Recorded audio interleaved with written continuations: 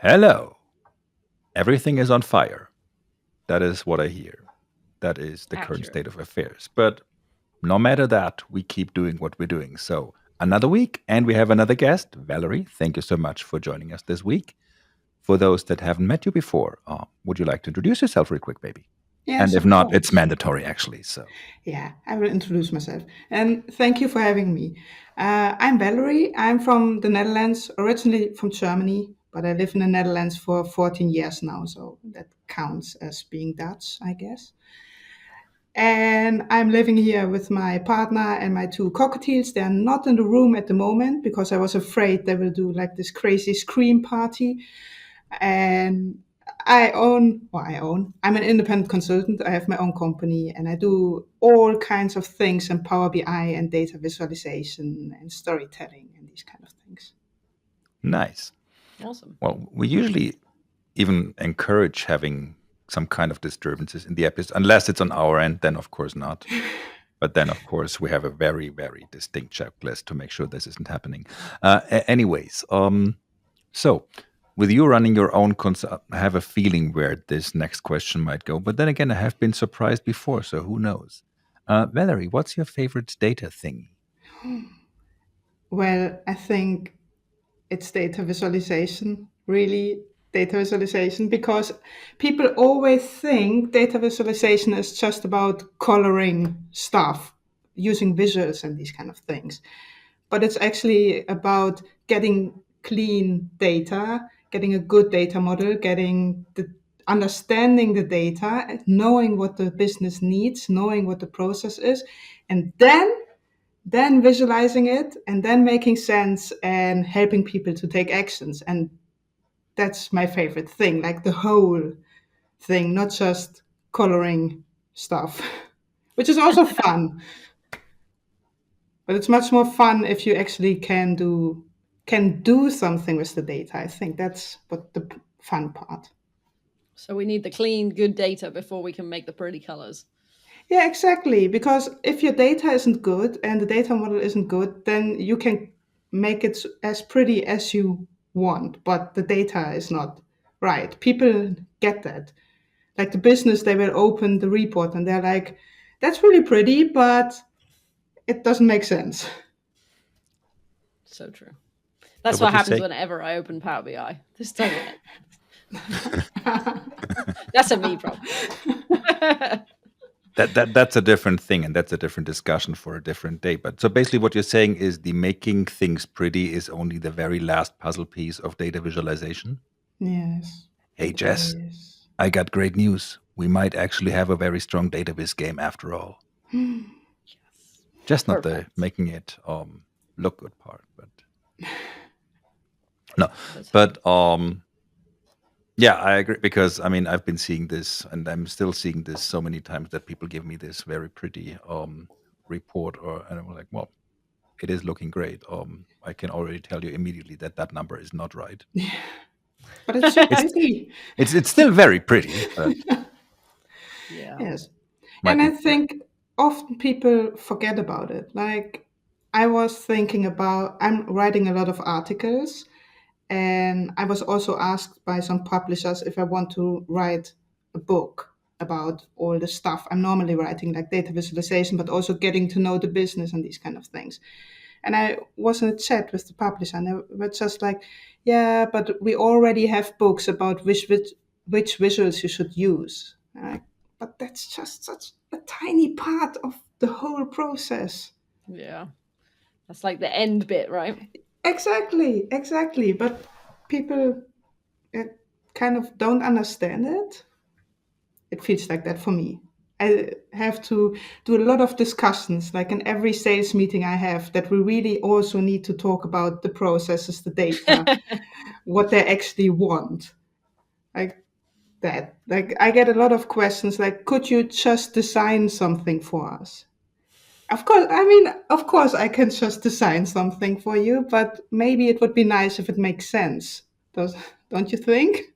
I mean, what I'm seeing is a sticker making wrong data look pretty. I like it.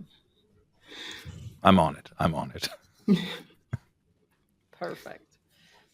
Well, when you're not busy visualizing data and making data make sense for us to then visualize it, what's your favorite non-data thingy? It's definitely diving, which is something completely different. I spend almost all my vacation days for diving holidays. So, and then it's just like flying to some location that's really, really warm because I only dive in warm water. Okay. And then it's just waiting the amount of time I need to wait until it's safe to go diving. And then I'm just diving, diving, diving, diving until the day that I'm going back. Amazing. And for me, it's that much fun and such a passion because it helps me to relax. It's just, you just see like the pretty underwater world. See the fish and you hear yourself breathing and nothing else. It's perfect. And I'm going on a diving holiday in a few weeks, and I'm just like, oh, I'm looking so forward to it. Amazing. Where are you going? I'm going to Egypt. Oh, cool. They Very have nice. like really, really, really pretty diving spots. Hmm. And do you dive to like shipwrecks or like specific things that are under the water, or just like areas where the marine life is really good? Most of the time, just areas where the marine life is really good. I tried some special divers like shark diving, but most of the time you need to be on a boat for several hours. And I get Okay. seasick really easily, which means for me that I'm on a boat feeling horrible for several hours, then go diving for like an hour, which is really awesome. And you see some sharks, and it's like, ah, this is perfect. And then I get back on the Back on the boat, and I know I will boat. feel miserable for the next hours going back. So most of the time, also because it's holiday, I choose the fun dive sites and just see what I can see. And often you can be surprised even at these sites. I've seen sharks, dolphins, turtles, even at the most boring dive sites, just being lucky. Yeah, that's cool. I've never been diving, but I've done snorkeling a couple of times and once in Hawaii, and it was just unbelievable. Like the variety of fish, kinds, shapes, sizes, colors was just like mind blowing. So I can imagine diving is even better than that. I think it's when you're snorkeling, you can already see all the awesome fish, but when you're diving, you can actually pause next to them and watch Yeah, them. go down there. Yeah. And it's really awesome if you hear them eating, like the coral, and you hear some fish like. I mean that's awesome. It's so different from what I'm doing every day and all the things like commuting, being outside, all these busy things, and then you're underwater and it's just peace. Mm. So, what was the best diving spot you've been to? It's actually in Egypt. It's a diving spot I'm going to almost every year in Masalam, and we were. This is one of the boring diving spots where we were just hanging a little bit, and we were like, yeah, just some check dive and looking around, and then there was some white tip shark, like an adult white tip shark, just curiously swimming around us. I was like, this is perfect. Like normally you pay so much money to see this. This is like free gift from the shark. This seems much more optimal too. Like the sharks come to you instead of you going to the sharks, right? Yeah, exactly. It feels better a little bit because these organized tours you're really going for like sharks or dolphins. They know where they are, then they drop you. I mean, this feels much more lucky. I had this feeling like this is awesome. Today I'm lucky. That's really cool. Love that. And I also, when diving, there's a little bit of a data thing in it, of course, because I'm one of these. Oxygen level 0. No, There's a bar I'm chart. one of these people that are tracking everything with my dive computer, which is connected to an app, and I can get all the data. So I'm one of these people tracking all my diving data and checking, like, did I improve? What happened? Did I see something strange? And then I analyze it, and I actually have a diving dashboard. So it's Felt like kind this of, was coming. Kind of also a data thing. We quite often see people who have a data favorite thing and then their non-data favorite thing is sometimes somehow intertwined with the Yeah. data favorite thing. So that's super cool. Do you track like the fish and things that you've seen, or is it more about like dive stats? It's mostly dive stats that I can track with my computer, like how long and at which depth I was. But I also have like this dive log where I manually write down like today I saw this and this and this and this and this, and that I also track in a Excel sheet and load into Like Power database. BI.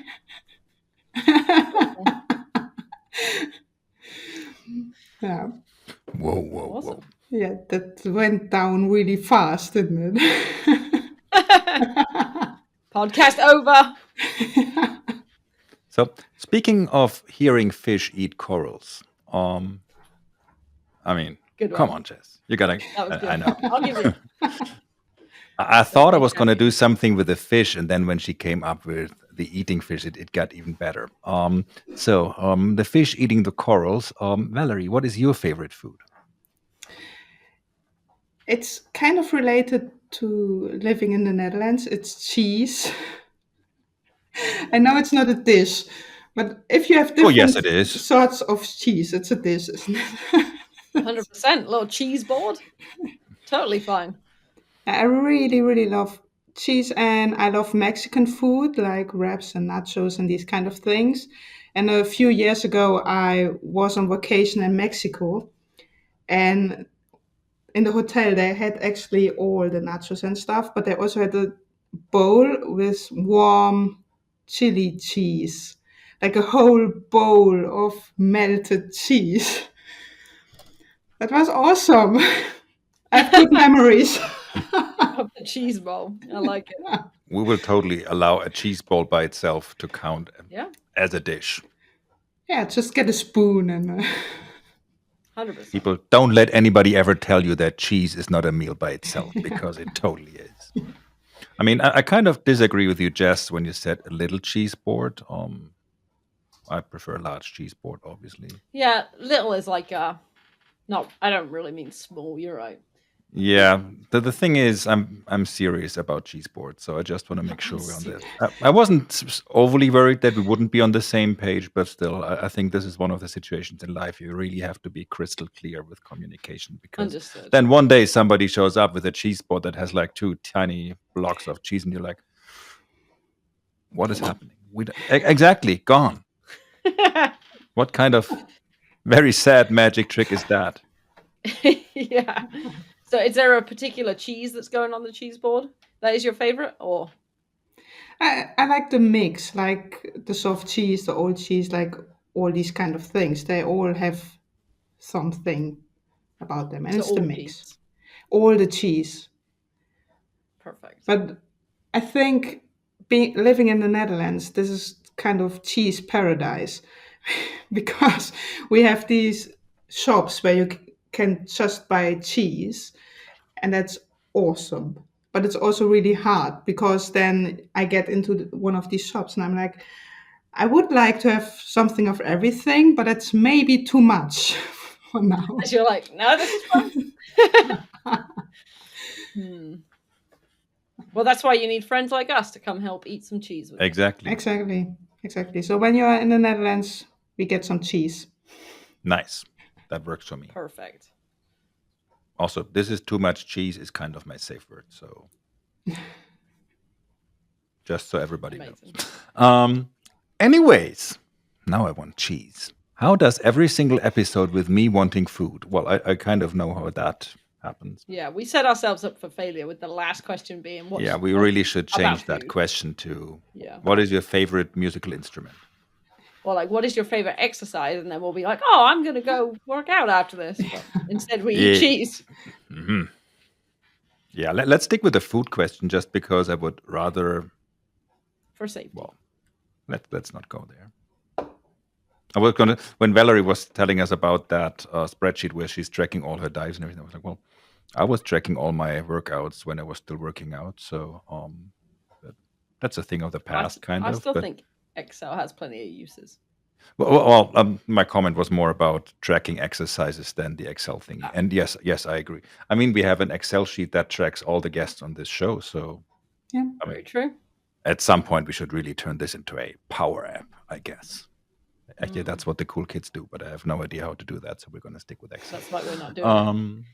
Anyways, Valerie, thank you so much for joining us this week and for sharing a little bit more about you, for allowing us to get to know you a little bit more. Thank you, Jess. Thank you, everyone, for watching. And we will all be back next week with yet another friend. Bye. Bye bye.